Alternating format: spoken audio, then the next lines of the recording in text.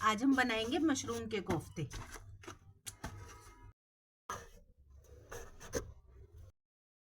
सबसे पहले लेंगे मशरूम, चेक कर लेंगे कोई सड़ा हुआ या वैसा तो नहीं है बेकार सा। अब इसे खुले पानी में धोएंगे, 2 या 3 बार धोएंगे ताकि इसके अंदर जो एक्स्ट्रा मिट्टी है वो सारी निकल जाए।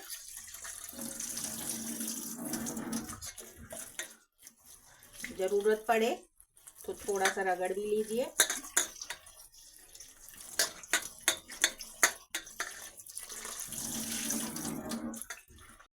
अब सारी मशरूम डाल देंगे किसी बर्तन में। इनको हमें उबालना है, तो मुश्किल से 5 मिनट की हमने भाप लगानी है। तो उसके लिए इसमें डाल देंगे पानी, और पानी डालने के बाद गैस को जला देंगे और इसे उबलने देंगे खुला।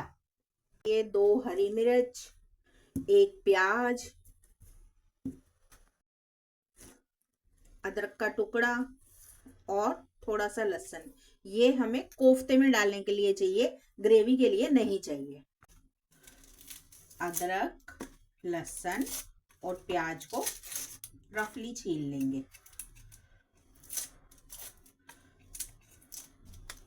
प्याज छिल गया। तो टमाटर अभी इसलिए नहीं इस्तेमाल करके दिखा रही हूँ क्योंकि टमाटर का इस्तेमाल हम ग्रेवी में करेंगे और ग्रेवी की जो प्रिपरेशन है वो हम अलग तरीके से करेंगे। तो अभी हमने उसकी कुछ तैयारी नहीं करनी है, अभी हमने करी है सिर्फ कोफ्ते की तैयारी। तो मैं प्याज को, अदरक को, मतलब इन सब चीजों को चॉपर में बारीक बारीक चॉप कर लूंगी। अब इसमें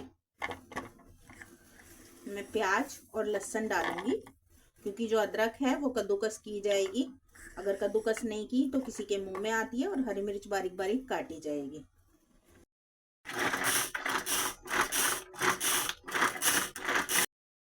चॉपिंग हमारी अच्छे से हो गई है। मशरूम उबल चुकी है। इतना ज़्यादा इसको उबालना नहीं होता, सिर्फ अगर इसके अंदर कोई बैक्टीरिया या फिर कुछ है तो वो इसमें से निकल जाता है। अब हम इसको छान लेंगे। ये देखो, ये जो प्याज है इसको हम निकाल लेंगे। ऊपर में मशरूम डालकर इसको चॉप कर लेंगे। मिक्सी में नहीं पीसना इसको, क्योंकि मिक्सी में पीसने के बाद तो ये बिल्कुल बारीक हो जाएगी। ये देखो, ये चॉप हो चुके हैं, तो इनको हम निकाल लेंगे। इसमें हम ऐड करेंगे 3 चम्मच, बड़े चम्मच, 1 चम्मच धनिया, 1 चम्मच जीरा, 1 चम्मच हींग। अब इसमें ऐड कर लेंगे थोड़ी सी मिर्च, क्योंकि हमने इसमें डाली हुई है ना हरी मिर्च, नमक और बस धनिया। और कोई मसाला ऐड नहीं करना है, बस इसको अच्छी तरीके से मिक्स करना है। थोड़ा सा सरसों का कच्चा तेल डालकर, तो हम डालेंगे इसमें थोड़ा सा सरसों का कच्चा तेल, क्योंकि कच्चे तेल की जो स्वाद होती है ना वो बहुत बढ़िया होती है। तो इसको पहले अच्छी तरीके से मिक्स कर लेंगे।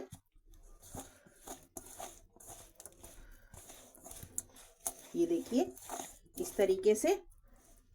थोड़ा सा इसमें जरूरत के हिसाब से बेसन और डाल देंगे और फिर इसकी गोलियां बना लेंगे। एक इंग्रेडिएंट्स जो जरूरी था इसमें डालना भूल गए, हरा धनिया, क्योंकि सर्दी है तो बिना हरे धनिए की कोई चीज कैसे कंप्लीट हो सकती है। तो ये हो गया है आराम से कोफ्ते बनाने लायक। जलाएंगे गैस और इस पर रखेंगे कढ़ाई। इसमें तेल गरम होने देंगे। मैं सरसों का तेल यूज करती हूँ, आप अपने हिसाब से कोई सा भी तेल यूज कर सकते हैं। हाथों को ग्रीस कर लेंगे, एक पोर्शन निकालेंगे और फिर बड़े आराम से एक कोफ्ता तैयार कर लेंगे। कोई मुश्किल नहीं है। ग्रीस की हुई प्लेट लेंगे और उसमें कोफ्ते रखते जाएंगे। गरम तेल में हल्के हाथों से कोफ्ते छोड़ते जाएंगे। गैस को इस टाइम रखेंगे बिल्कुल मंदा, क्योंकि तेल गरम होता है और फिर वो अपना जो टेम्परेचर होता है उसे मेंटेन करने में थोड़ा टाइम लगाता है। तो इसलिए थोड़े से कोफ्ते डालें और फिर उसको घुमाकर तुरंत पलट दें। ये देखिए, स्टार्टिंग में तेल को समझ नहीं आता है कि उसको कितना टेम्परेचर मेंटेन रखना है, तो इसलिए जो पहली बार के कोफ्ते होते हैं उनको ज़रा जल्दी पलटना पड़ता है, फिर तेल को समझ आ जाता है कि मुझे कितना टेम्परेचर रखना है। अब ये हो गए हैं, इनको निकालने के बाद फिर हम और कोफ्ते तलेंगे। जो कोफ्ते तलने के टाइम है ना, हमें एक बात का ध्यान रखना पड़ता है कि जब हम कोफ्ते डाल रहे हैं तो उसको कम से कम 2 मिनट या कुछ टाइम तक उसको हिलाना नहीं है, और फिर उसके बाद उसको लगातार चलाते रहना है, ताकि वो जो कोफ्ते हैं वो चारों तरफ से इक्वल शेप में और इक्वल तरीके से तले जाएं। अगर आप धीरे धीरे करके उसको तलेंगे और चलाएंगे ना उसको, तो फिर उसके बाद क्या होगा कि वो एक साइड से जल जाएंगे और एक साइड से कच्चे रह जाएंगे। तो कोशिश करें कि उनको लगातार चलाते रहें। अगर आप गोल शेप के बना रहे हैं या कोई भी शेप के बना रहे हैं तो लगातार चलाते रहेंगे ना, तो उससे कोफ्ते जलेंगे नहीं और बहुत अच्छी के तरीके से भुनाई करेंगे। अब ये दूसरी बार के कोफ्ते हैं, तो ये देखिए, अब इसमें कुछ वो नहीं है, ये आराम से टेम्परेचर को कंट्रोल कर लेंगे। अधिकतर कोफ्तों में पता है लोग क्या करते हैं कि जो कोफ्ते हैं ना उसमें बेसन ज्यादा डाल देते हैं, फिर वो जो असली टेस्ट है ना, चाहे वो घी का हो चाहे मशरूम का हो और किसी भी चीज का हो, तो वो जो असली टेस्ट होता है ना वो तो रह जाता है और सिर्फ हमें बेसन का ही फ्लेवर आता है। लेकिन अगर आप बेसन हिसाब से डालेंगे तो बिल्कुल भी आपको पता चलेगा कि कोफ्ते सच में बहुत अमेजिंग सब्जी है, ना कि सिर्फ बेसन की। बेसन के बनाने हैं तो गट्टे बना लेंगे ना, कोफ्ते बनाने की क्या जरूरत है। अब देखो, ये एक बार के सिके हुए हो गए। अब हम इनको धीरे धीरे पलट देंगे, क्योंकि तेल का टेम्परेचर बिल्कुल ठीक है। टेम्परेचर इसलिए बार बार बोला जा रहा है क्योंकि अगर बार बार टेम्परेचर का मतलब है कि ये जो हमारा खाना है ना वो हीट के अकॉर्डिंगली बनता है, तो हमें सोचना पड़ता है कि कौन सी चीज़ में कितनी हीट लगानी चाहिए। अब ये थोड़ा सा इस तरफ से और सेकने देंगे, फिर हम इनको इस तरीके से घुमा घुमा के फिर सेकेंगे अच्छी तरीके से। अब ये देखो, इस तरीके से चलाते रहेंगे, कोई टेंशन ही नहीं है कहीं से सिकेगा या कहीं से कच्चा रहेगा, नहीं, सारे इक्वल सिकेंगे। आपको लग रहे हैं ना एक जैसे कलर के, तो बस एक जैसे कलर के हम सेकते हुए चले जाएंगे। फिर जब निकालने का टाइम आएगा तो हम गैस को मीडियम से बिल्कुल मंदा कर लेंगे और इन्हें निकाल लेंगे। ये आप ऐसे भी खाकर देखिए, बहुत टेस्टी लगते हैं। और एकदम कढ़ाई में इतने ज़्यादा कोफ्ते ना डालें कि उनके सिकने में प्रॉब्लम हो, थोड़े थोड़े सेके ताकि वो इक्वल कलर के और एकदम परफेक्ट सिके। हम डालेंगे 1 चम्मच जीरा। तेल हो चुका है, तेल हो चुका है गरम। इसके अंदर डाल देंगे चॉप किया हुआ प्याज। प्याज को भूनना है सुनहरी होने तक।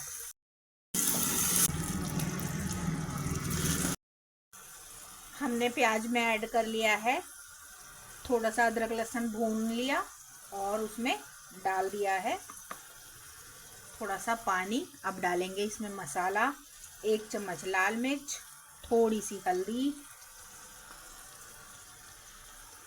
1.5 चम्मच धनिया, 1 चम्मच नमक। इसी टाइम पे ऐड करेंगे थोड़ा सा गरम मसाला। इसमें डालेंगे रफली चॉप्ड टमाटर। इसको अच्छी तरीके से चला लेंगे। चलाने के बाद इसमें ऐड करेंगे थोड़ा सा पानी।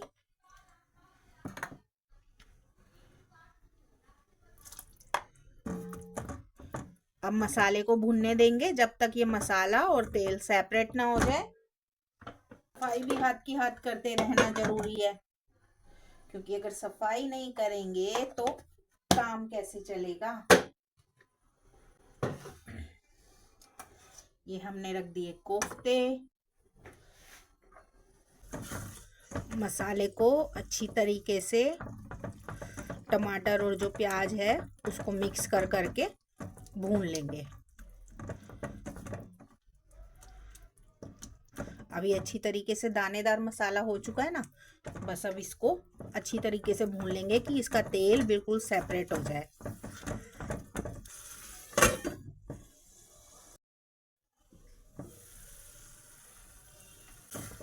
ये देखो बिल्कुल तेल सेपरेट हो गया है इसका।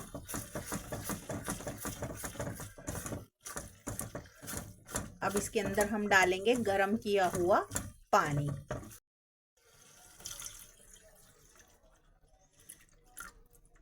जितनी तरी रखनी है उससे थोड़ा सा ज्यादा पानी रखेंगे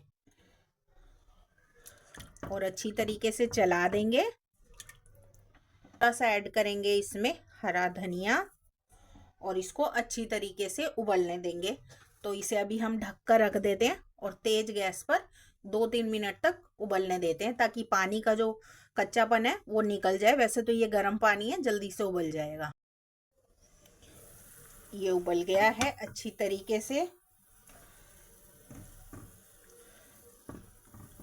अब इसके अंदर हम कोफ्ते ऐड कर देंगे और कोफ्तों को 2-3 मिनट की भाप लगने देंगे। तो इसको आप 5 मिनट के लिए बिल्कुल मंदी आंच पर छोड़ दीजिए। ये मध्यम मध्यम आंच में एकदम सॉफ्ट कोफ्ते हो जाएंगे और रसा भी कोफ्ते के अंदर अच्छी तरीके से आ जाएगा। तैयार हो चुके हैं। अब हम इनको थोड़ी देर के लिए ऐसे ही छोड़ देंगे, गैस बंद कर देंगे। थोड़ा सा कच्चा धनिया ऊपर से डाल देंगे। 5-7 मिनट के लिए ऐसे ही छोड़ देते हैं। गर्मा गर्म रोटी के साथ कोफ्ते का मज़ा लेंगे। और ये देखिए मैं एक बाइट तोड़ती हूँ और कोफ्ता लेकर हल्की सी लगाएंगे इसमें ग्रेवी।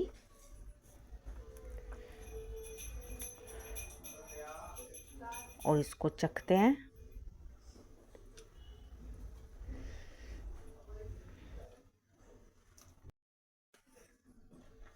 बहुत टेस्टी है, बनाना जरूर और फॉलो भी करना।